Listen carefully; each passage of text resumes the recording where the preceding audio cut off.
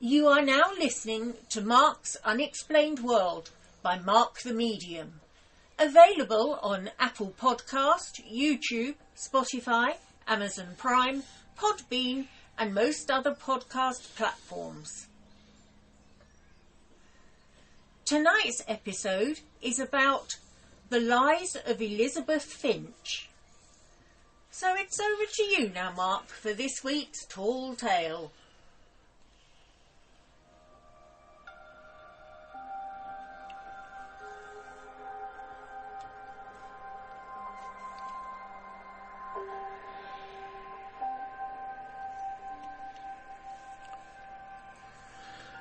Elisabeth Finch, who was born in the March of 1978, was an American television writer, best known for her work on the American fantasy horror drama television series True Blood and the American medical drama television series Grey's Anatomy.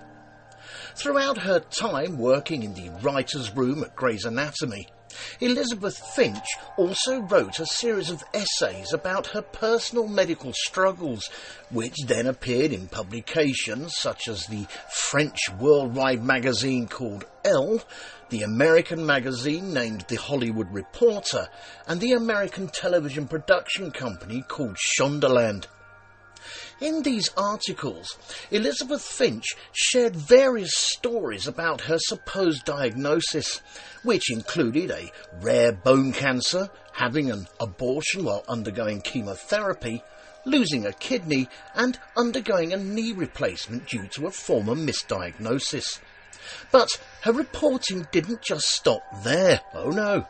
Elisabeth Finch would also claim to her Grey's Anatomy colleagues that her older brother, a doctor named Eric, had abused her when they were children, and that she had intentionally botched an attempted suicide by him, which in the end forced Elisabeth to be the one to switch off his life support machine.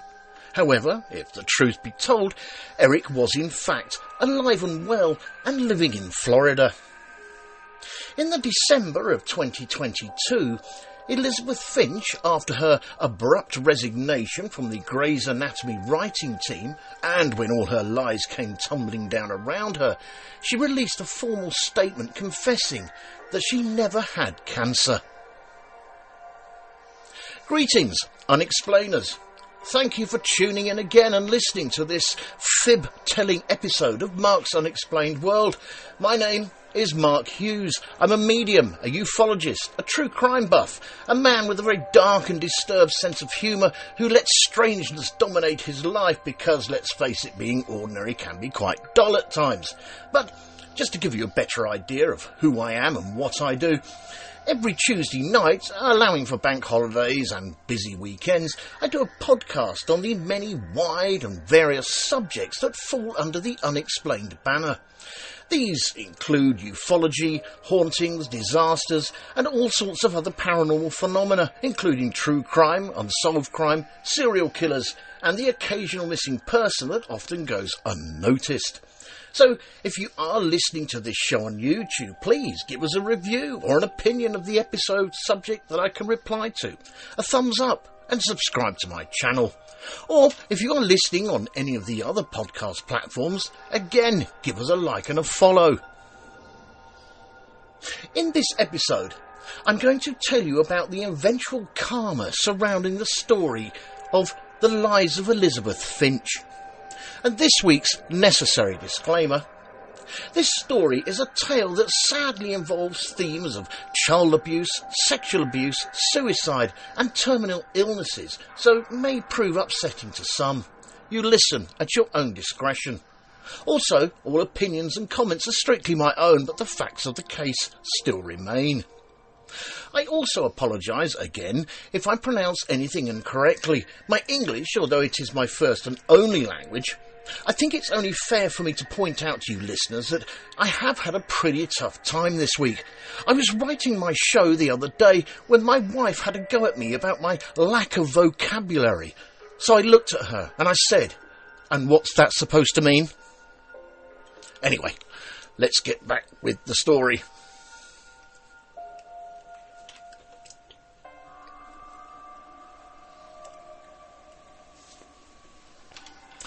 Elisabeth Finch began her career by writing a short film entitled Looking for My Brother, which was released in 2006.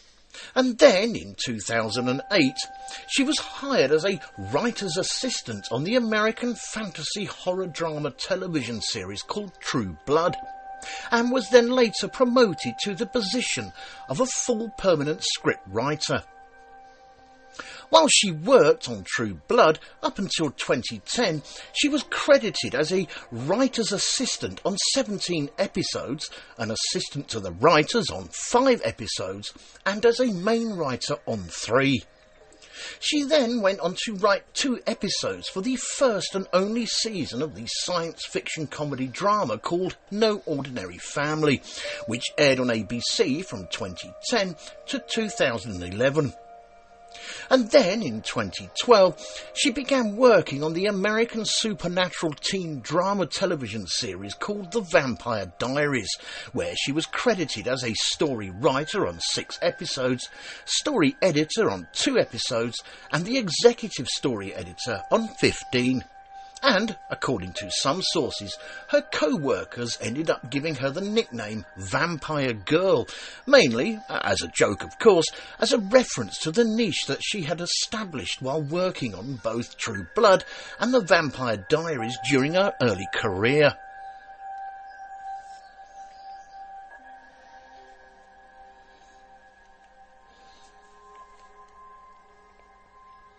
Finally, in 2015, Elisabeth Finch began working on the American medical drama television series called Grey's Anatomy, both as a writer and producer, where in total she wrote 13 episodes and produced a total of 172 before, when in 2022, she departed from the series. On an interesting side note, and for those of us who have never seen it, Grey's Anatomy is an American medical drama television series focusing on the personal and professional lives of surgical interns, residents and attendants at the fictional Seattle Grace Hospital, which was later named the Grey Sloan Memorial Hospital. The series premiered on the 27th of March in 2005 on ABC, with the show's title being a reference to a classic human anatomy textbook simply called Grey's Anatomy, and although the series is set in Seattle, Washington, it is actually filmed primarily in Los Angeles, California, and in Vancouver, British Columbia.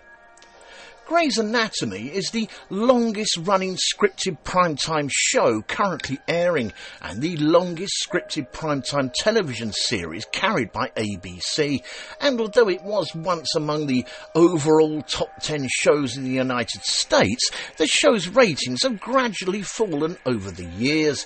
But as of 2017, it was still one of the highest-rated shows among the ages 18 to 49 demographic. The show also does well on streaming television platforms, and as of February 2023, Grey's Anatomy was ranked the 10th most popular on-demand programme.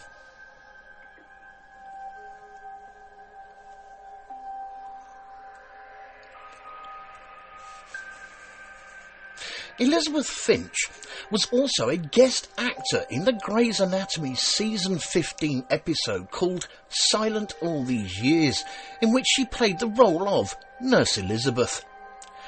She was offered the position of Nurse Elizabeth in the writer's room at Grey's Anatomy, following the publication of an article that she had written for a French worldwide magazine called Elle in 2014 regarding her own diagnosis. With chondrosarcoma and her experiences working as a television writer whilst undergoing cancer treatment.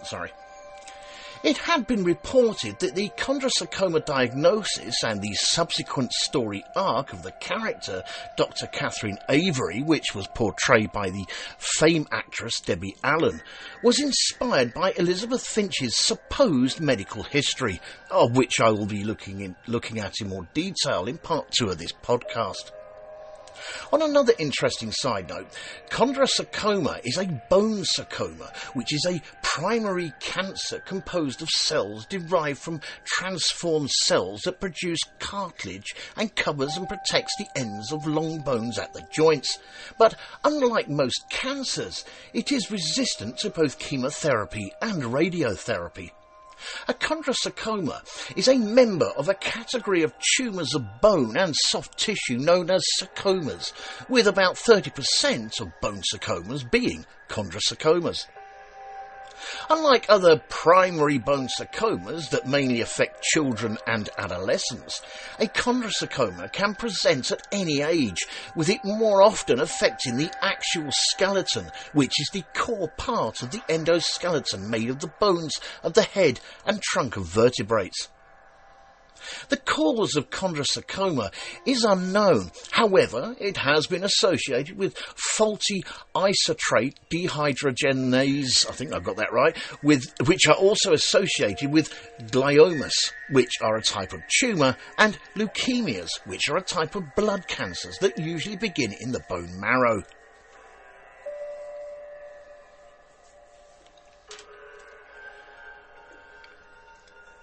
After this first short break, in part 2, we will look at the lies of Elisabeth Finch and how she used them to manipulate her co-workers and her new romantic partner.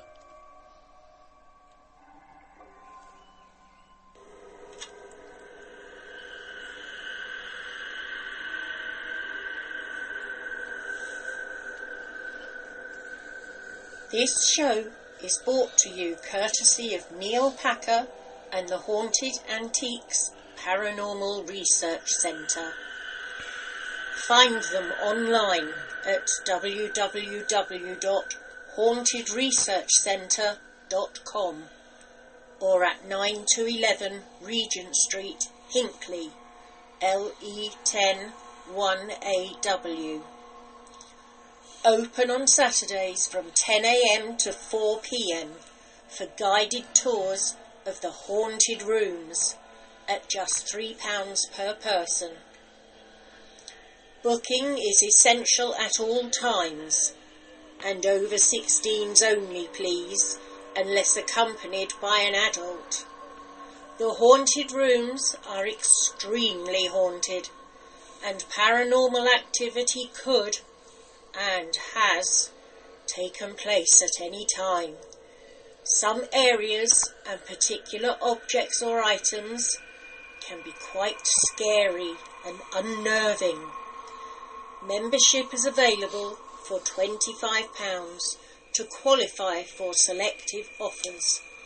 And why not download the app, available on both iOS and Android, for only $3.99, to keep up to date with what is coming up at the centre.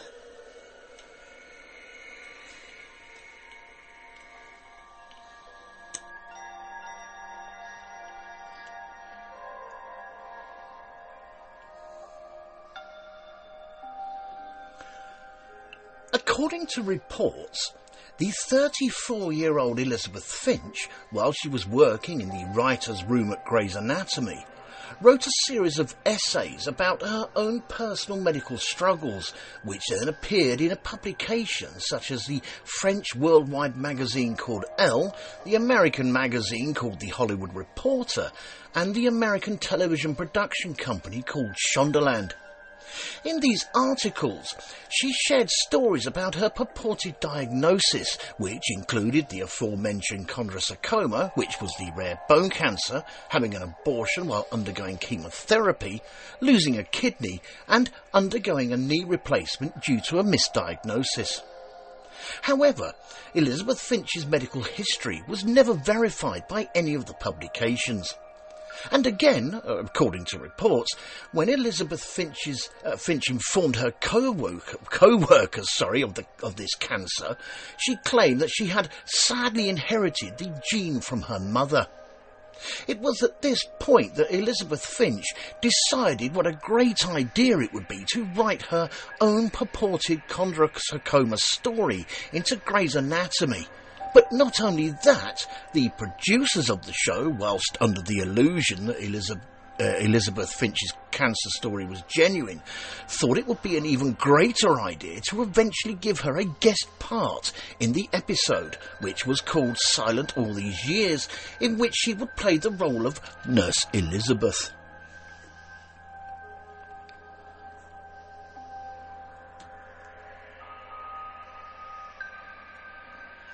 In order to keep up the ruse in front of her work colleagues regarding her cancer, and yes, just in case you were wondering, I did just say that word in inverted commas, Elisabeth Finch decided to alter her appearance in order to appear sick while working. And on top of that, she started to use stories about her medical diagnosis in order to gain accommodations at work, which included getting deadlines extended together with longer periods of absence. And, for what seemed to be the obvious reasons at the time, she was understandably allowed these extended leaves, along with any deadline extensions, only for her to often come to work just so she could demonstrate or exhibit to her work colleagues that she was fully dedicated to her job.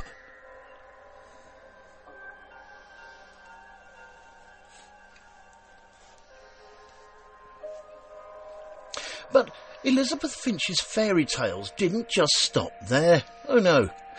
As she then reportedly made allegations that her own brother abused her physically as a child, that he died by suicide in 2021, and that she was sexually assaulted on the set of The Vampire Diaries by an unidentified director, and she had to clean up the remains of a friend who was killed in the Tree of Life synagogue mass shooting.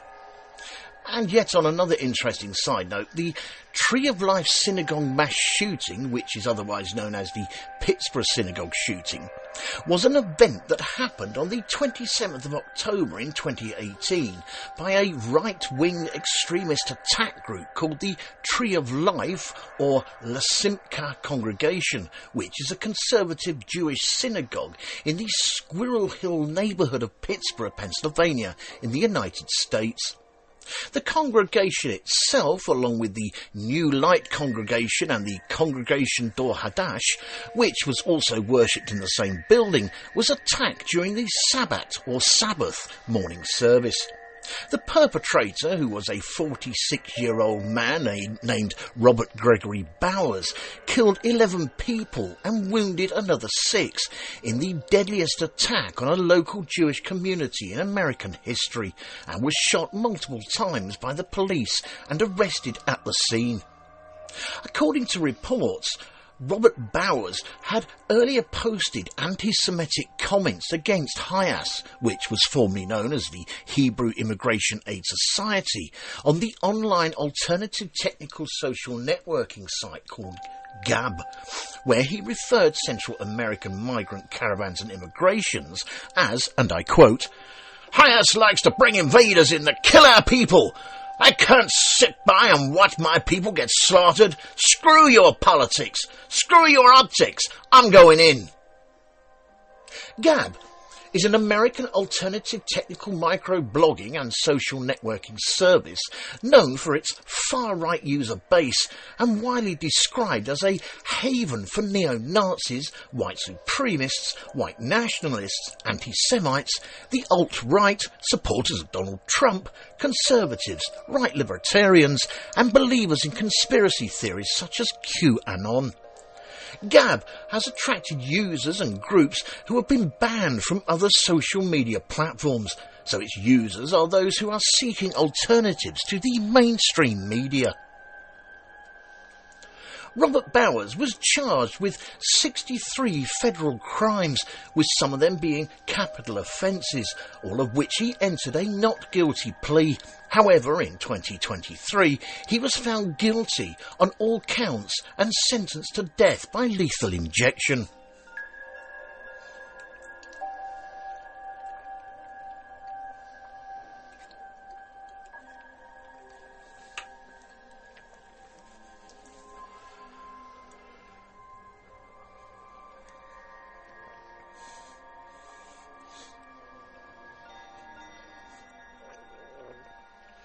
Over the following years, Elisabeth Finch did everything she could to keep her ruse going, from retching in the restrooms at work and giving interviews as a Hollywood professional with cancer, to being on a variety of panels speaking about abuse. However, in 2022, everything turned upside down for her when her wife, Jennifer Bayer, who was a registered nurse, sent an email to Elisabeth Finch's employers asserting that she was a liar. And not only that, Jennifer Bayer could could back up her statements with proof. So orange juice, it's repeating on me, I think. So, who was Jennifer Bayer, and how does she fit into this story? You may well ask. So sit back and get ready for this pretty unsteady ride. Jennifer Bayer, who worked as a registered nurse, lived with her husband Brendan and their 5 children in Topeka, Kansas. And by all accounts, from outside of the relationship, everything looked bright and rosy and her life appeared stable and secure. However, behind the closed doors of the family home, Jennifer Bayer, at the hands of her husband, was the victim of domestic abuse. Her husband, like most people who stand accused of crimes, whether they be violent or not, dismissed his wife's allegations and accused her of fabricating the abuse, claiming that she was more than likely suffering from postpartum depression. Postpartum depression, or PPD for short, is a mood disorder that occurs after childbirth, affecting up to 15% of women. It is characterised by persistent feelings of sadness, anxiety and fatigue, which can make it difficult for individuals to care for themselves and their babies. Symptoms for PPD may include emotional highs and lows, frequent crying, guilt and trouble sleeping or eating, and unlike the temporary baby blues, postpartum depression can last for months, requiring attention and treatment. Despite the threats that her husband, Brendan, had made towards her, Jennifer Bayer eventually found the strength to both file for a divorce and obtain a restraining order against him. However, even after all this, he continued to make his presence known, letting her know that he was still watching her every move.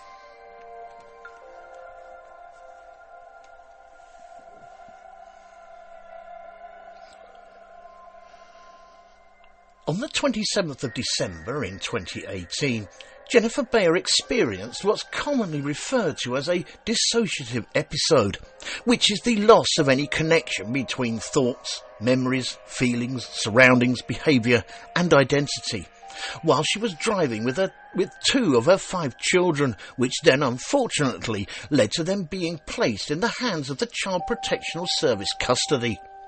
So she then, in order to prove her stability as a mother, checked into a treatment centre in Arizona for post-traumatic stress disorder. And during her stay, she met another woman named Jo, who later revealed herself to be, you guessed it, Elisabeth Finch, a writer on Grey's Anatomy. So, why was Elisabeth Finch at the treatment centre, I hear you ask? Well, according to reports, Elisabeth Finch was at the centre to receive treatment for PTSD, which was allegedly caused by the loss of a friend in the aforementioned Tree of Life synagogue shooting in Pittsburgh. And she had initially hidden her true identity so as to maintain her privacy. The price of fame, eh? Elisabeth Finch shared with Jennifer Bayer the story of her suffering with the alleged abuse she claimed she had once had from the hands of her brother, and as a result, Jennifer became sympathetic to Elisabeth's plight. And then, during a therapy session, Elisabeth Finch decided it would be a cracking idea to reveal to Jennifer Bayer that she was a cancer survivor, but probably because Finch was being a little protective of her story, she avoided discussing it in detail. However, Elisabeth Finch did tell Jennifer Bayer all about her supposed struggles with multiple medical conditions, which included the loss of her kidney and the miscarriage.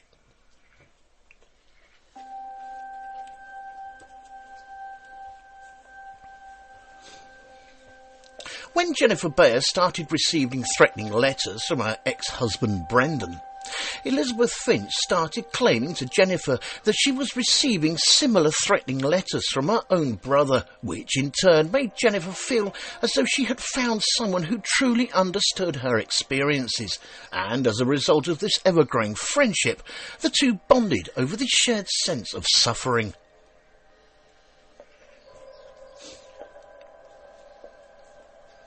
After this second short break, in part 3 we will look at the continued relationship between Elisabeth Finch and Jennifer Bayer, how the cracks in it started to appear, how all Finch's lies came tumbling down around her, and how they eventually forced her to resign from Grey's Anatomy.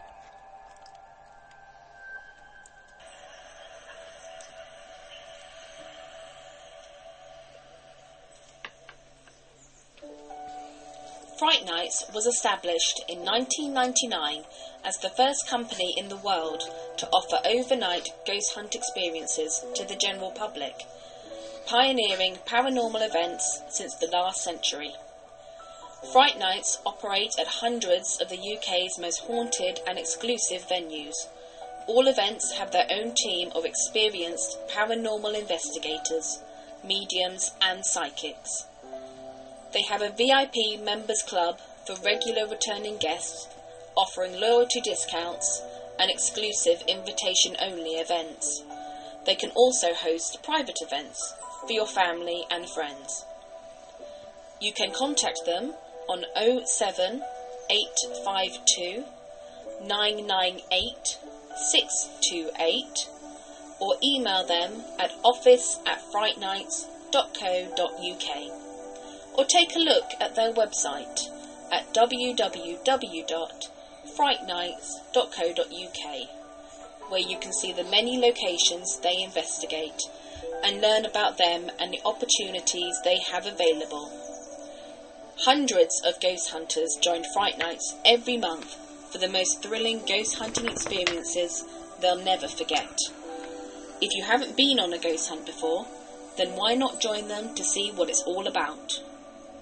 Why not visit their social media sites for up-to-date information on all the places they visit and to see what's coming up in the future? They look forward to seeing you all soon. Fright Nights Ghost Hunting Events. Remember, only the original will do.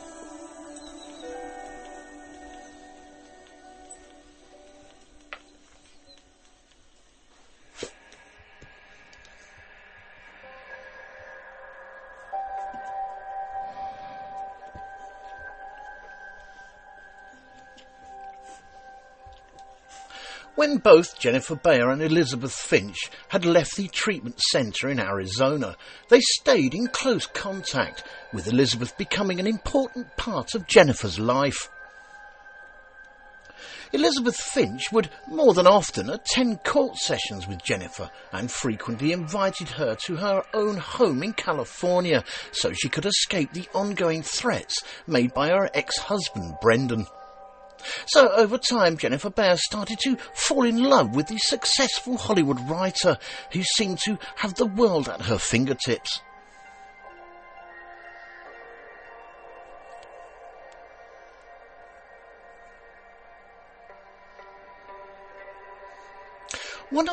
During one of Jennifer Bayer's visits to Elisabeth's California home, on the 5th of September in 2019, Jennifer received a call from the Kansas Department of Children and Families informing her that her ex-husband Brendan had committed suicide, but that her children were quite safe. However, Elisabeth, although she became a strong support for Jennifer and her children, so much so that she even organised a fundraiser to help restore Jennifer's home so they could all live together under one roof, told her work colleagues that it was her own brother, the doctor named Eric, who had died and that she needed time away to grieve.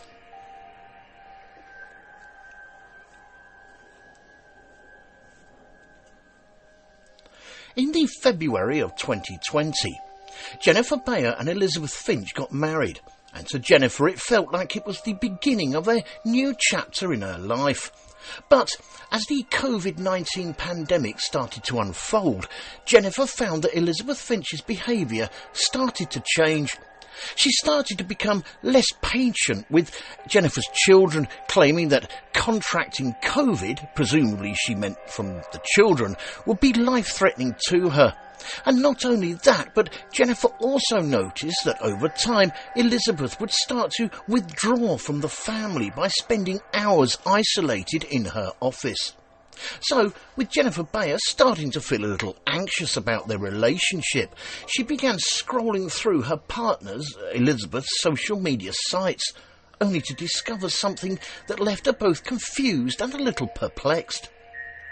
Jennifer Bayer discovered, whilst online, a photo of Elisabeth Finch from the 27th of October in 2018, which was the same day as the aforementioned Tree of Life synagogue mass shooting, and which Elisabeth Finch had said had triggered her PTSD. However, in this particular picture, she appeared to be hanging out with friends and showing no signs of any distress or remorse. And when Jennifer dug deeper into her own thoughts and recollections, she realised that Elisabeth didn't even have a port scar, or otherwise known as a hypertrophic scar, on her body anywhere left from the chemotherapy that she had claimed to have undergone.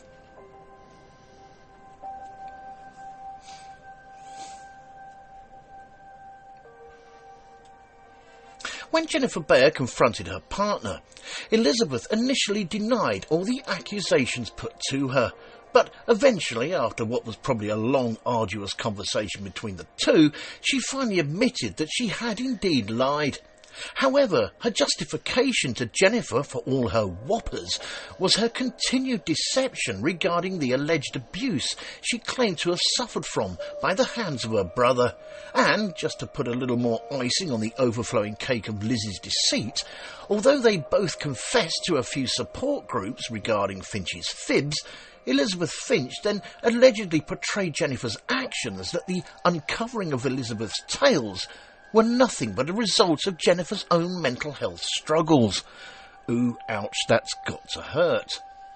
Jennifer Bayer's therapist then decided to stop holding sessions with her, mainly due to the fact that she was also working with Elisabeth as well. So, feeling very defeated, in the March of 2021, Jennifer Bayer decided to go back to the same treatment facility in Arizona that she had previously been a patient of. She even, in an attempt to save what was left of their relationship, attended marriage guidance counselling with Elisabeth, during which Finchy even agreed to come clean to her work colleagues and her friends and family regarding her lies. So, under the continuous pressure from Jennifer, Elisabeth Finch finally confessed the truth. First to her parents and then to Bayer's children. However, she kept delaying her confession to her work colleagues. But as Jennifer continued pushing for accountability, Elisabeth Finch then made it clear to her that she wanted them to separate, which then led to the couple to begin divorce proceedings.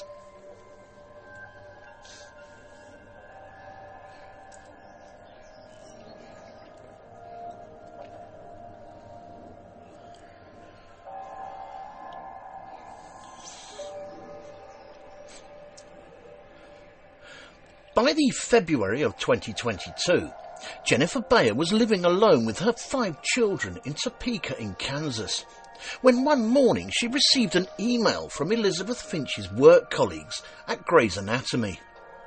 Jennifer read the email and noticed that in it, Elisabeth had written about her own brother's passing, which, by a fantastic coincidence, happened to be on the same exact day that her husband Brendan had died, which, as you could probably imagine, prompted Jennifer to take some immediate action. So, the first thing she did was, she decided to email Elisabeth Finch's Grey Anatomy chums, Shonda Rhimes and showrunner Krista Vernoff, to share the truth regarding Finch's deceptions. And on top of that, in the May of 2022, she then opened up to the monthly American magazine Vanity Fair and told them about Elisabeth Finch's lies, which then sparked widespread discussion and controversy surrounding her actions.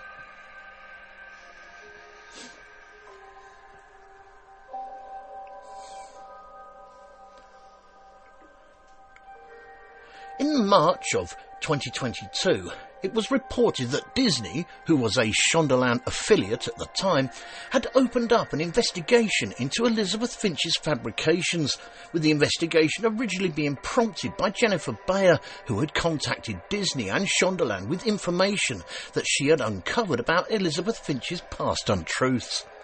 And during Disney's investigations, Elisabeth Finch refused to provide medical documentation or undergo an independent medical evaluation to substantiate her claims, so as a result, on the 17th of March in 2022, she was subsequently placed on administrative leave.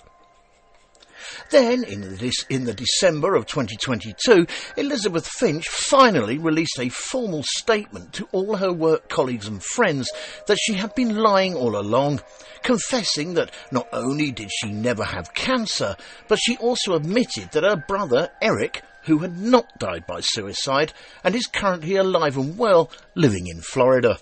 After which, Elisabeth Finch formally resigned as a writer at Grey's Anatomy. However, she did maintain her allegations regarding the physical and sexual assault that she suffered, but from who she has never said.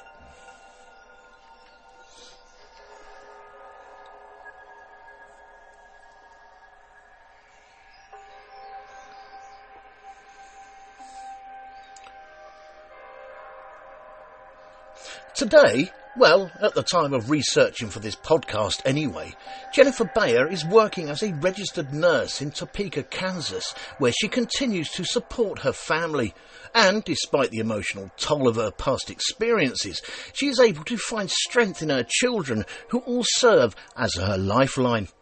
She has a profound love for the outdoors, and in addition to her passion for nature, Jennifer Bayer is a staunch advocate for domestic violence awareness, aiming to help others escape similar situations to the ones that she's faced. As for Elisabeth Finch, well, from what I have read, she is still living in California and is still hoping to make a comeback one day to continue writing, because apparently she still has a passion to tell some interesting stories. Go figure. However, for her, the reality is that she was essentially blocklisted once her lies came tumbling down around her. And let us be honest here, her past makes it very difficult for others to trust her anymore.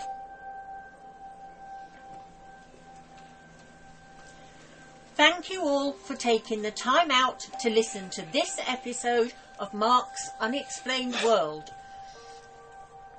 In our next episode, show number 148, we are going to be looking at Joseph Denny at Dartmoor Prison.